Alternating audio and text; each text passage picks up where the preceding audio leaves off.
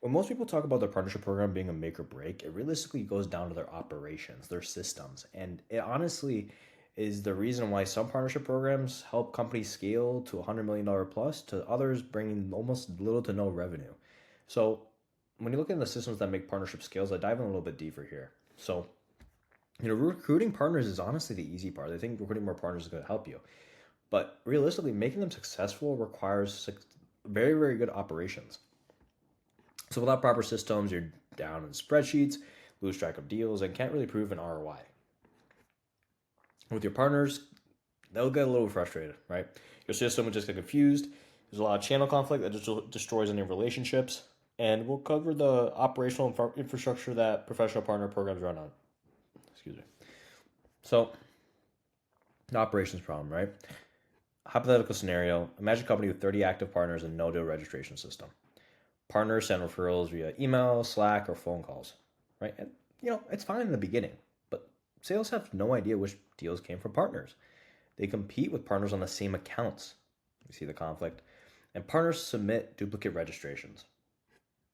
The partnership team spends 20 hours weekly tracking deals and spreadsheets, and if you're more on the early stage, it's likely just your head of sales, the kind of person, the sales manager, whoever's kind of even maybe the founder. And after 18 months, the CEO asks for partner ROI, aka you're looking at yourself, being like, you head of sales. If you're heading a partner program, where's the ROI? Or your founder's asking you, or you are the founder, being like, where's the ROI? How much time can I really spend on doing this? And the answer is, you don't know where the data is coming from. They spend 200K implementing proper systems. Within 6 months, deal registration drops from 2 days to 2 minutes. Channel conflict drops 80%. They prove 4.2 million in partner influence revenue. Now, I know when you see 200K, realistically, it can actually be much, much lower than that. But let's say 200K, just as like a very, very high level example. If you're influencing $4.2 million in partner influenced revenue, but only 200K in systems, is that not like a no brainer, right? So the system pays for itself in 1 quarter. And when we look at the 5 pillars of partner operations, you're going to look at PRM, partner relationship management, which is typically the system or software. Most people have it. They just don't fully utilize it to the best of its ability. System for managing partner information enablement. The deal registration, the process for tracking partner deals and preventing any conflict within your internal sales team. Pillar 3, attribution reporting, analytics proving partner impact, right? Because you got to make sure which partner is proving the most and how they can get tracked properly, compensated properly, and then incentivized properly. Then of course, like compensation payments, system for calculating partner payments, and the partner interface where partners access resources. So we'll dive into each and kind of we'll go here. So when we look at the PRM, partner relationship management, is a system of record for all your partnership data. So partner database with company info, contacts, certifications, performance history. Lifecycle tracking from prospect to activated to optimized. And enablement tracking for training completion and certification status, right? This is very, very important because realistically, you're going to see which partners are willing to invest in you so you can invest more in them. And communication management for emails, meetings, and documents. Right? Depending on what platform you have, you can use a Google Sheet as well if you really want to do it, if you really want to strap budget for it. But most PRM softwares are not that expensive nowadays. So, like I mentioned, spreadsheets for free, just typical options. And this is more of like a guideline. If you don't want to follow this guideline, up to you. Most people already have some of these softwares, like HubSpot. They might use it internally, which is fine. Some people might use Salesforce, which is also fine. I know when I was in a B2B sales role, like they use Salesforce, which is perfectly fine. So it's simple when you use spreadsheets, but it doesn't really scale, right? Like when you really go to more partners, it's going to be very, very difficult. CRM extension, 0 to 5K a year, Salesforce, HubSpot, etc. for 10 to 15 partners. There's a little bit of nuance to this. If you're just one person running this, then you want to get a dedicated partnership relationship management tool, especially using affiliates or resellers, stuff like that. But if you're like having partner people who kind of manage other partner people, so example like partner sales managers or partner account managers, then realistically Salesforce and HubSpot, these CRM tools are they're okay to use. It might be a little bit more of a mess and hectic, but like you'll be able to get it done. So the reality, start with spreadsheets, move to CRM extensions, only get dedicated PRM when you hit 50 plus active partners, or I'll have a lot of partners that don't have a lot of resources to spend time with those partners per se. So look at deal registration. This prevents channel conflict and ensures proper attribution. So how it works, right? Partners identify an opportunity and submits registration with company name, confidential info, and deal size and close date. System will validate, is this already a customer?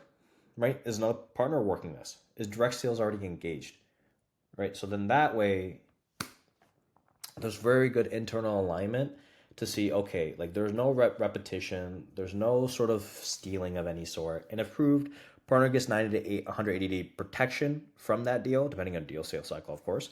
But no other partners can register it. Sales must work with that partner, right? That way, it makes it less messy, which is the end goal of this, and that's where a lot of partner programs kind of lose partners in the process. So key rules: first come first serve protection expires after 9 to 180 days. Renewals typically can't be registered. They can be registered, but typically you don't really see it. Direct sales get priority on active opportunities. Customer choice always wins, right? And honestly, like with this, if you wanna be smart about it, a lot of it, if you really emphasize your partner ecosystem and just make sure your direct sales team, even if the direct sales team doesn't have anything to do with the deal, right? They only sit on one meeting. Give them credit for it, right? Like, and I'm not saying it like, oh, like it's money out of your pocket, but think about it. You got to manage your internal culture and you got to manage the external culture of the partners. And if you can manage both, and all you care about is the closed deal, who cares?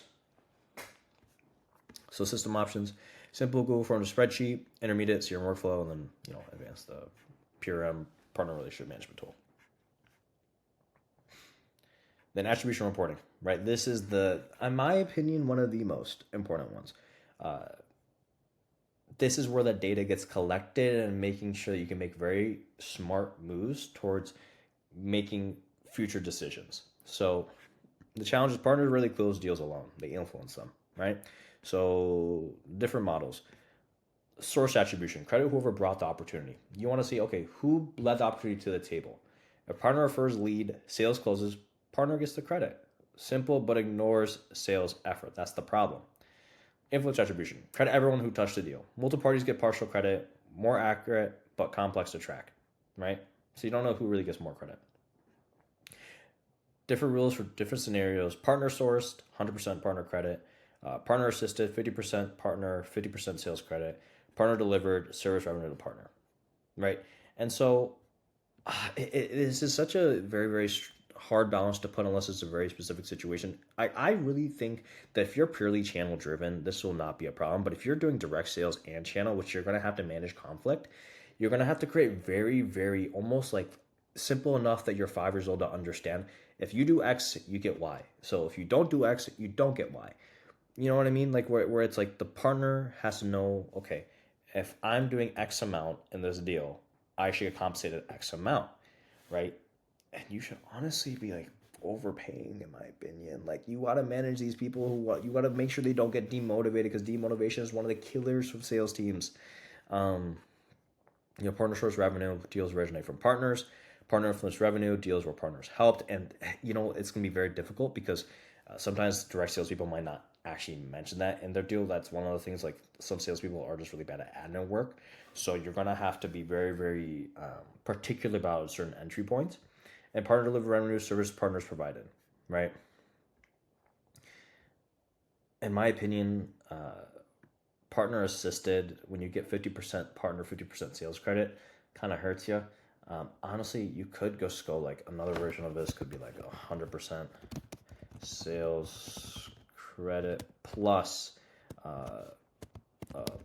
partner credit towards deal.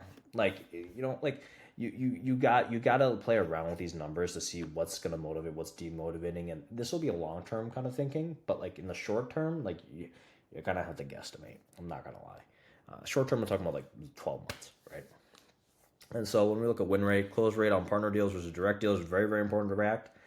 Deal velocity, time to close with partners versus without, because ideally if you shorten your sales cycle, you leave room for a lot more sales to happen within the year. Given that all other variables are staying the same, your churn rate is not going not going higher. There is no way, it is literally physically impossible not to get more revenue. And average deal size, partners deals versus direct deals, you're getting average deal sizes, right? Reporting requirements, weekly pipeline deal registration activity, just looking at that. Monthly revenue performance by partner. Quarterly business reviews with strategic partners, okay, the ones that bring the top, or the bigger hitters. Annually program ROI and strategic planning. So We look at pillar 4, compensation payments. Getting partner payments right builds trust. Getting them wrong kills partnerships. And so the compensation model, referral fees, again, these are examples, but what you can map off and kind of model off. Referral fees, 5 to 50% of first year revenue for simple referrals. Reseller margins, 20 to 40% discount from list price. Revenue share, ongoing percentage for subscription products. Performance bonuses, additional compensation for hitting targets. MDF, just co-marketing funds, marketing dollars for joint activities. Right? Look at payment timings. Standard net 36 days after customer payment received. You gotta make sure this is fast, man. I'm telling you, if you can show them that quick win, the faster you can get it, the better. A fast track net 15 for strategic partners, quarterly for smaller amounts, under 5K. Honestly, like I think standard should be for everything. But if you really had to map it out and do differences, you could do that too. Payment process, month end, finance pulls deal data, review, partnership validates partner attribution, calculate, apply compensation rules, approve finance, approves payment, pay the wire, report, stuff like that. Basic legal stuff. Common payment mistakes, paying too slowly, it kills trust. Those are I repeated. Complex calculation formulas partners can't verify. You gotta make it very simple. Again, like they're a customer. No transparency to payment status, right? You gotta make them show like, hey, like I'm not here to just make you do stuff and not get compensated. You want to keep them consistently motivated, which is honestly the biggest problem bottleneck that you might be facing right now while you're watching this video. Like you have partners, you have tons of partners, right? But are they motivated to actually sell for you? And there could be little things like that. Like, are they getting paid fast enough? Disputes taking months to resolve, right? So automatic calculation, provide payment dashboards, resolve disputes within 2 weeks. Honestly, even quicker if you can. And so when we look at partner portals and communication, partners use access to information and resources. So the portals must have training certification, your course library, progress tracking, certification exams, completion certificates, sales resources, pitch decks, one-pagers, demo scripts, case studies, competitive intel, deal management, deal registration, opportunity tracking, pipeline visibility, commission status, and okay, sales resources.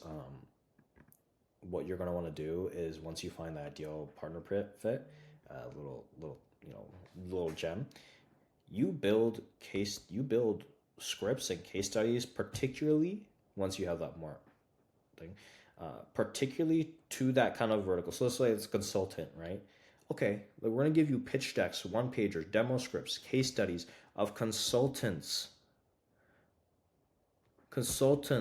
who have led to people who've used your software to get their first win very fast or get a certain outcome very fast, right? Like you gotta help them sell their business, and your software is the unique mechanism to get them there, but they are like the roadmap, right? Like you have to position them as a unique mechanism. Like, hey, that consultancy is going to help you get there. This is a great software, right? But that first one's going to be very hard to get unless you use them, right? You don't want to say it like that, but you know what I mean, right? Deal management, deal registration, opportunity tracking, pipeline visibility, commission status, marketing assets, co-brandable content, logo files, templates, campaign kits, and then the support, knowledge base, ticket submission, contact directory, and fact library, right? So when you have your, when you got your Slack teams for real-time communication, right? There should be updates, monthly partner newsletters, quarterly webinars for program updates, annual partner summit, right? And so when we look at building your operation stack, this is like manual version. Forget these timelines. If you want to do it to these timelines, it's just like a very bare minimum roles to go. But you can honestly get this done really fast if you have the resource to get this done, right? Spreadsheet, Google Form, inner calculations, even with Slack, zero investment, 10 to 15 hours a week, right? It takes you a lot of time. As you can notice, each time investment goes lower and lower, right? Because you're investing in more resources. So CRM extension, CRM workflow, semi-automated via finance system, partner newsletter tool, right? 2 to 10K a year, could be cheaper, honestly. But I'm going very, very extreme just to showcase to you like the value that you'll eventually get from it, right? So fully automated, partner tracking, dedicated, PRM deal registration, automated, integrated with finance, PRM plus marketing automation. So very, very, very interested. I like to say build systems as you scale. Realistically, you're not going to spend 20 to 60K. Realistically, unless you're like a massive powerhouse, which you might. I'm not saying you won't, but realistically, you don't want to overdo it while you're building your partner program. Like I don't want, and I want to have this really hit home. I don't want you to spend like unnecessary amount of revenue that could be put back into product development or back into the sales process, your in-house sales process, until you have validated which partners are going to work for you and scale from there. Like I prefer going from like a, like a very exponential curve than someone who goes like this and, plateaus. Because we want to make sure that every dollar you put in, you get 10 back. That is the goal for any business. I don't like being negative, and I'm sure you don't like being negative. Operations metrics you should look at: efficiency metrics, time to support deal registration, partner support ticket volume, right? Payment processing time, portal login frequency, how often they're using your portal, which will showcase like how active they are in terms of selling you guys and being active in your community, partner community. Payment processing time, right, to make sure they're getting processed very fast. Any support tickets that might need to be done, as long as they feel like good customer service, like a typical customer. Time to process deal registration, right? Like it's very easy for them to do it. Performance metrics, of course, is where people kind of focus on. Deal registrations per month, registration approval rate, channel conflict incidents, and partner satisfaction score. Satisfaction score. Yeah. So that shows they're happy, right? This one might be a little harder to kind of measure, but when you're not fully channeled, it could be valuable to measure. So business metrics: partner source pipeline, partner influence revenue, average deal size, run rate with partners, right? Because you want to show an ROI, not just like if you're a co-founder, if you're a founder who is building this from scratch and you're the one owning it, right? You don't have to prove this to anyone but yourself, but you still got to make sure the data aligns towards building your business, right? Like I'm not here to tell you if your partnership program is not showing positive numbers within these, right? There's something wrong. So you need to change something, right? You don't need to prove it to anyone. You just got to prove it to yourself and figure out like what's wrong with it. Either be hiring an agency like myself or like, working internally. So common operational mistakes you typically see is, like I mentioned, like you don't want to build too much too soon, right? That you can buy like your enterprise PRM partner relationship management tool for like 10 partners, right? And yeah, sure, depending on what level of partnership revenue they're bringing in, it could be a good ROI in your investment. But like I said, I don't want you guys to go in negative because I don't think any business should really go negative if they play it smart. So start simple. Scale systems with your partner count as it grows, as your revenue grows as well. Mistake number 2: no clear deal registration rules, causing constant channel conflict, right? Like you got to make sure your in-house sales team is not conflicting with your external sales team. You're going to make sure you have those good margins still, and everyone's still motivated, right? Because once, sure, like, your in-house salespeople might take a deal, and it might not be a big deal for one of those deals, but then that partner gets demotivated, and then from there, your in-house salespeople, the culture is like, oh yeah, like I'll get away with it. And so as soon as it starts happening to other people, other partners, and eventually, like you're gonna build a bad reputation within the partner community of people who sign on partners with you, because like I said, when you recruit partners, you gotta have to make sure that like, hey, you have case studies showing that though that kind of partner type has seen success working with your kind of product. So again, like you see, you're building an ecosystem here, and you got to make sure this ecosystem works together. So document the rules, train everyone, enforce consistently. Manual processes that don't scale, like listen, like it's 20 hours a week on administrative work, it's just not going to help you, right? You already got so much to do already as it is. So fix the automated repetitive tasks. AI is so great with this. The businesses that are going to survive are the ones who are going to be able to leverage artificial intelligence to let go of the manual work so we can work on driving more value to the marketplace. And by driving more value to the marketplace, you do things with the most leverage, aka getting more for what you put in. And then you focus humans on relationships, right? Depending on the level of partnerships. But yeah. Poor data hygiene, like I'm telling you, like again, AI is not going to do well unless you have good data. So garbage in, garbage out, and reporting. Fix the required fields, data validation, regular audits.